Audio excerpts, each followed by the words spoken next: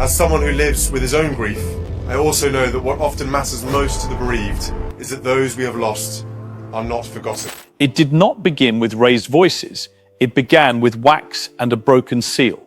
According to reports circulating among royal watchers, William stood before a locked file marked with the late Queen's private authority, and when the final decree was lifted from its fold, the air in the room is said to have changed completely.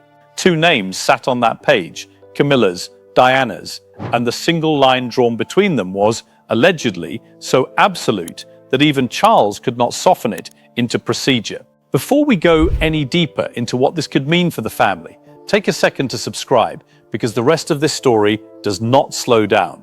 Sources suggest William did not hurry. He is said to have held the page with the stillness of a man who knew a sentence could wound more than a headline ever could.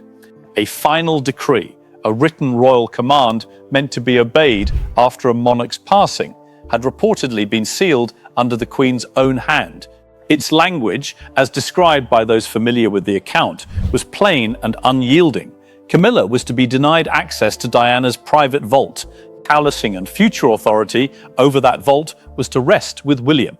He is understood to have read it twice, as though the words might loosen on a second pass. They did not. Charles, it is claimed, felt the weight before anyone spoke. The king sat close by, his face tightened into something protocol could not disguise. This was never truly about a locked room, even. Inside the family, Diana's vault was understood as a protected space, holding private letters, personal jewels, and the quiet remains of a life the public had already taken too much from. For Charles, the decree is said to have reopened the oldest wound in the house. For William, it placed that wound directly into his own hands.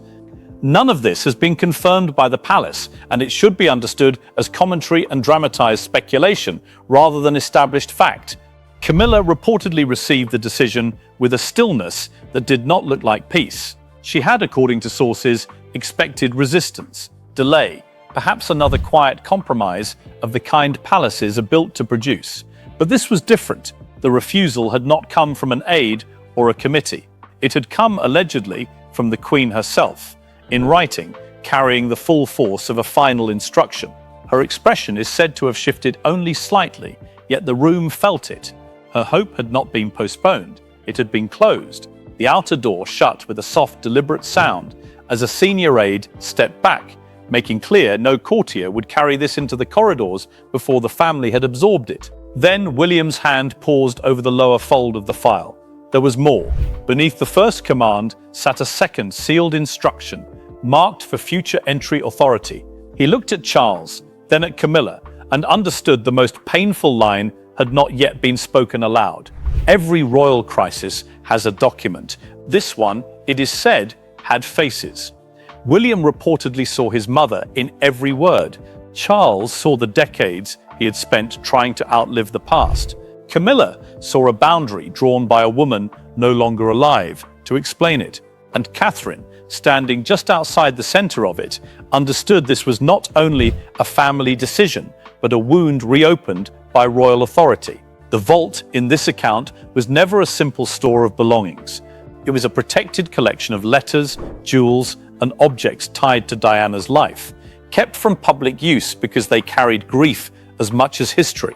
Sources suggest the Queen chose a final decree precisely because she did not want this left to mood, pressure, or convenience. Charles is said to have shifted first, and that small movement carried more than any speech. He had a duty to uphold the instruction, yet Camilla sat beside him, wounded by the very same words. He reportedly wanted to frame it as procedure rather than rejection.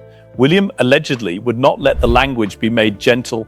He said it was clear, and the line between duty and denial hardened in the room.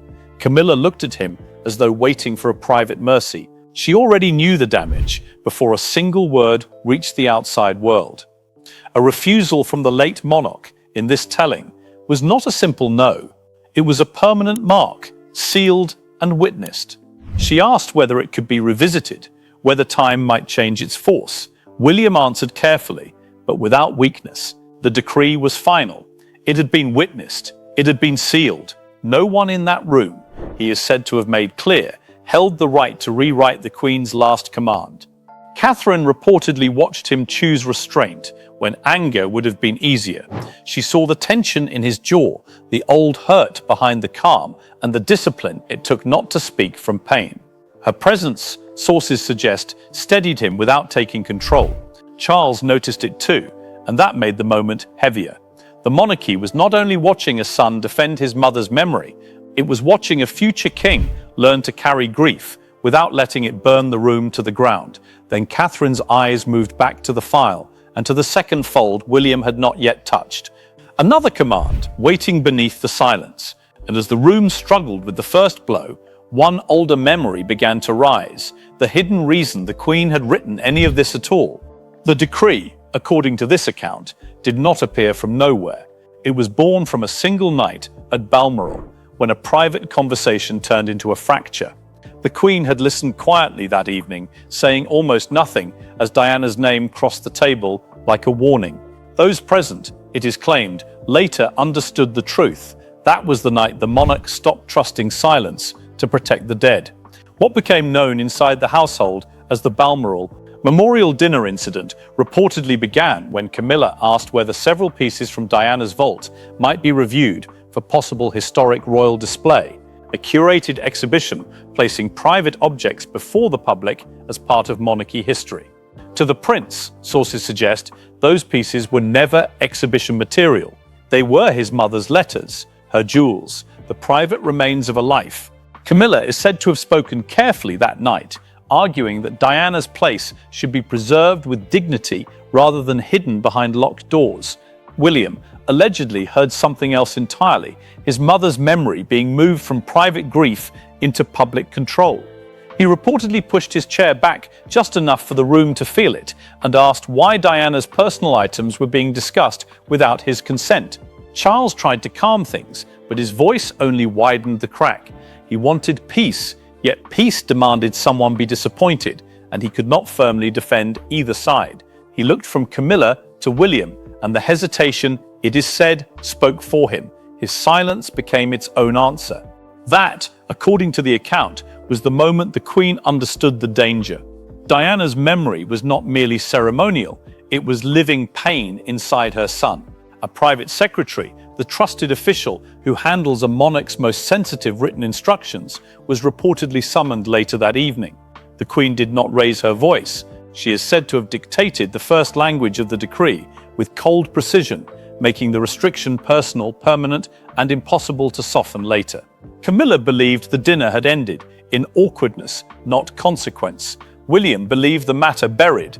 Charles hoped time would blunt it, but the Queen, allegedly, had already acted, naming William as future guardian because she believed he would protect Diana without turning grief into revenge. That single dinner became the hidden root of everything. And now, years on, the prince had to face the woman whose request had triggered the wall. Camilla did not react in front of the household. She waited, sources suggest, until the door closed. Then she turned to William with a look carrying years of restraint and disbelief. He did not move. Charles stood between them, like a man trapped between yesterday and tomorrow. In that private Windsor sitting room, with no junior aides and no soft voices from the corridor, the decree stopped being paper and became a confrontation. Camilla wanted to hear it from him directly and asked whether he truly intended to enforce the command exactly as written. He answered quietly that he had no right to ignore the monarch's final instruction.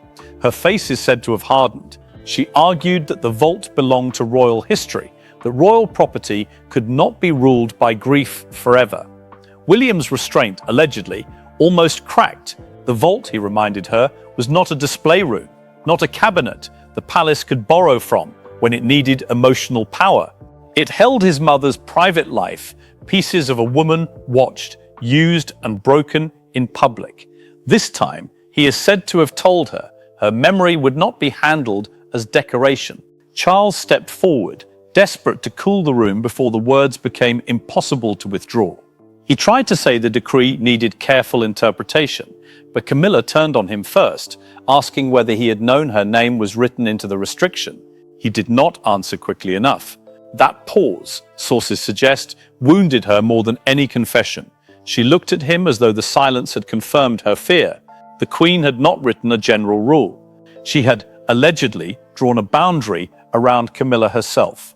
Catherine moved closer to William without a word. She did not need to defend him. Her presence did enough. She understood he was trying to protect Diana without humiliating Camilla, to obey the Queen without breaking Charles.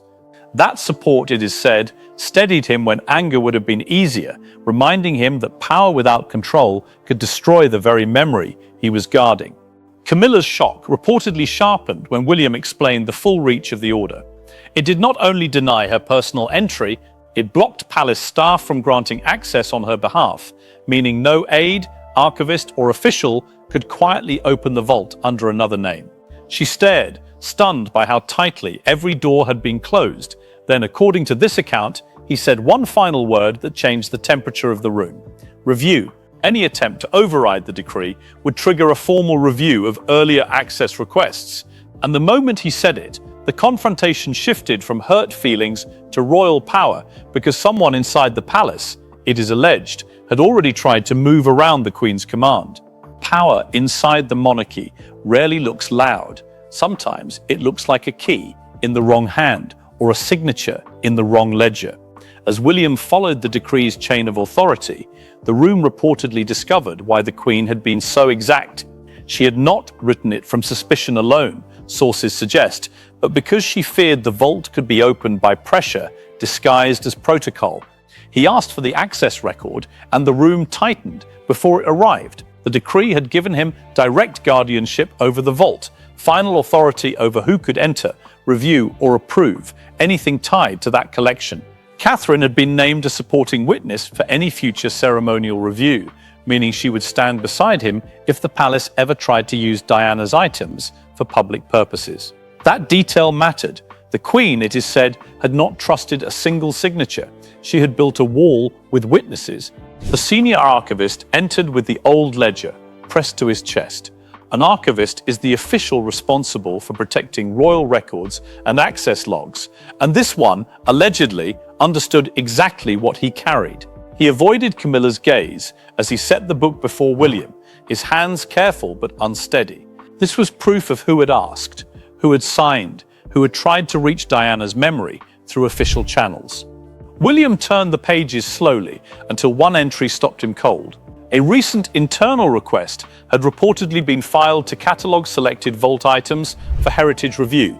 The words sounded dull, almost harmless, but the prince knew how palace language worked. Catalogue meant inspect. Heritage review meant possible display. Selected items meant someone already knew what they wanted. His resolve hardened, because this did not read like preservation. It read like access dressed in ceremony. Charles saw the same line and set his glasses on the table without speaking. He looked embarrassed, sources suggest, not because he had been caught, but because the palace machine had once again turned private grief into managed procedure. He understood the stakes. If the vault could be opened through vague wording, the decree could be weakened without anyone openly breaking it. If family trust could be bypassed by paperwork, William's authority meant nothing. Camilla denied ordering anything improper, saying she had asked no one to move around the decree, and Charles looked at her as though he wanted desperately to believe every word. But the old Balmoral request now stood in the room again, heavier than before. William did not accuse her. Catherine did not interrupt. Still, the suspicion settled, because the ledger's language sat too close to an argument she had once made. Then Catherine noticed what others had missed. One page in the copied ledger did not sit right. The numbering jumped, the sequence broke. She leaned closer, then looked at William with a calm that carried its own alarm. A page had been removed. Someone, allegedly, had tried to hide the full trail. The missing page did what shouting could not. It made the fallout immediate and forced the family to accept that the danger was no longer hypothetical. In the hours that followed, sources suggest, the household moved to recover the record before the gap could be exploited. There was no open accusation, no naming of a culprit. William reportedly chose containment over spectacle, sealing the recovered page into the review file rather than turning a private crisis into another palace war. That restraint became the turning point. Charles, it is said, agreed not to challenge the decree, not to ask for softer language, not to press William into a compromise. The acceptance healed nothing on its own. It did not erase Camilla's pain or Diana's shadow, but it gave the crisis a new shape. The turning point was not victory. It was control. William would enforce the command firmly, but without public humiliation. Charles would carry the sadness of that choice without fighting it. And that restraint, allegedly, changed everything, everywhere, except beyond the palace walls, where the world was already preparing to turn one sealed decree into a national reckoning. By morning, according to reports, the secret had escaped. Britain woke to a story that felt less like gossip and more like history striking the table. One headline carried the force of a verdict. One image carried the sorrow of a generation. As crowds gathered beyond the gates, Diana's name returned to the center of the monarchy with a power no one could control. William reportedly saw the front page before the first palace response had been approved. The headline was brutal, framing the decree as the Queen's final wall and Camilla as barred from Diana's vault. Beside it sat a split image of the prince and the late princess, turning a private command into a national wound. A front page matters because it does not simply report a moment, it fixes it in public memory. And he understood that instantly. He had wanted protection, sources suggest, not spectacle. Camilla is said to have watched the coverage from a private room, every word tightening around her name. She had been refused in private, but the country was reading it as rejection and judgment all at once. A broadcaster described the decree as the most emotionally charged royal order of the modern reign, and the phrase spread everywhere. For Camilla, allegedly, that made the humiliation deeper, because this was no longer being treated as family tension. It was being treated as monarchy law. Crowds gathered outside Kensington Palace before midday. Some carried white roses, placing them near the gates, as though Diana's memory had suddenly become present again. The gesture was quiet, but it spoke louder than any studio debate. People were reacting not only to Camilla being blocked, but to the idea that the Queen had drawn a final line around Diana's private life. Even after all these years, some part of Diana, it seemed, still needed defending. Catherine reportedly urged restraint as the palace team drafted its statement, telling William the response had to protect dignity, not feed division. One wrong sentence, she is said to have warned, could turn Camilla into a target and William into a weapon. He listened, still troubled by the front page, still aware his mother's name could stir love and anger in equal measure. Charles approved the final message with a heavy heart, allowing the palace to confirm that Diana's private collection would remain protected under established royal authority, but refusing to let the statement attack Camilla. William accepted that choice. Camilla remained wounded by it. Catherine watched the language land exactly where it had to, firm, quiet, final. And when the noise finally settled, the monarchy was left with the only question that mattered, not who had won, but what the decree had revealed. In the end, sources suggest, the decree did not destroy the monarchy. It exposed it. It showed where grief still lived, where loyalty still mattered, and where the past could no longer be rearranged for comfort. William had opened a sealed command, but what he truly unsealed was a truth the family had avoided for years. Diana's memory was not a room to be entered. It was a boundary to be respected. He is said to have completed the final enforcement with a steadiness heavier than any victory, signing the formal order without celebration. An enforcement order is the written step that turns a royal command into active palace practice, binding staff, officials, and family alike. It meant the Queen's decree could no longer be treated as a painful private wish. It had become the rule protecting the vault from pressure and quiet negotiation. Charles watched the signature land and accepted what it meant. He felt visible sadness, allegedly, because honoring his mother's command also meant admitting the limit of his own power. He could not soften the decree for Camilla. He could not rewrite the boundary for comfort. The monarchy had reached a point where duty demanded pain, and this time the past had spoken back through his mother's hand. Camilla was not publicly attacked, and William reportedly made sure of that. Her access was denied without question, but the prince refused to turn the decision into humiliation. Her role in Diana's linked royal memory was permanently limited, yet her name was not dragged through a public trial. That restraint mattered. because it proved William was not acting as a wounded son seeking revenge. He was acting as a future king, learning that power becomes dangerous when it is fed by anger. Catherine stood beside him as the final papers were placed away. She did not look triumphant, and she did not need to speak. Her quiet support carried the meaning of the day. Diana's dignity had been protected, but no one in that room had truly won. The missing ledger page had been recovered and sealed into the review file, ending the immediate panic without turning the crisis into another palace war. The danger had been contained. The lesson had not. William closed the file at last, and the silence that followed felt different from the silence that began it. The Queen's final decree had protected Diana's private dignity, forced the prince into a harder authority, and made Charles face the cost of unresolved history. Camilla left with a boundary she could not cross. Catherine remained beside a man who had chosen restraint over rage.